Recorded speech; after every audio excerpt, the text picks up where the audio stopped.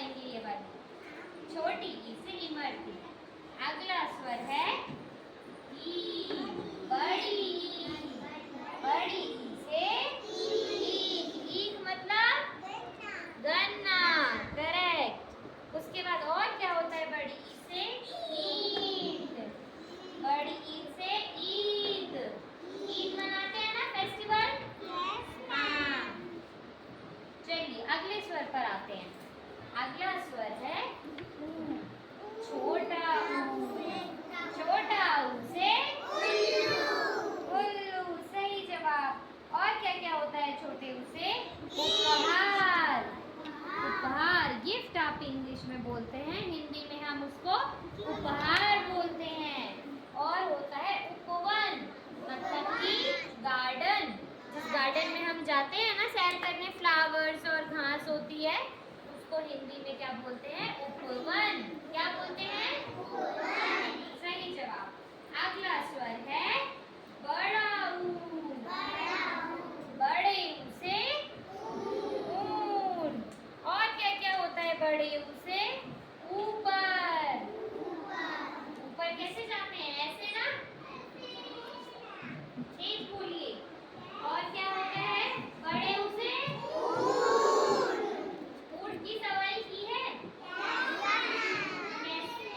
अच्छा, सारे बच्चे बताइए। चलिए अगले स्वर पे चलते हैं। अगला स्वर है हमारा री। री से ऋषि। सभी जानते हैं ऋषि को?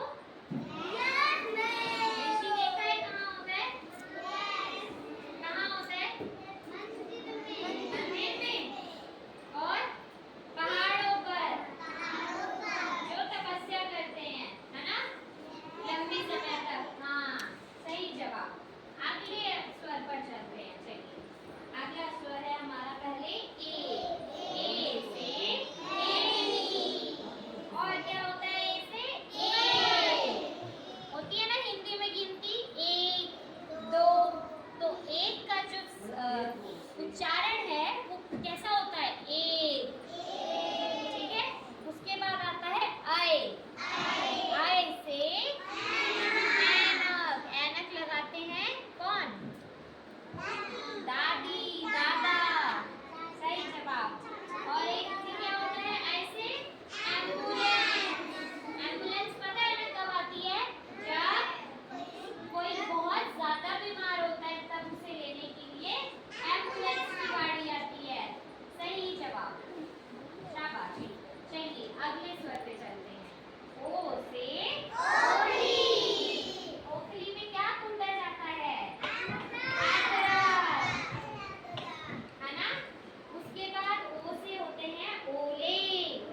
कभी देखे हैं ओले? जब बारिश होती है तो व्हाइट कलर के जो गिरते हैं, ओले।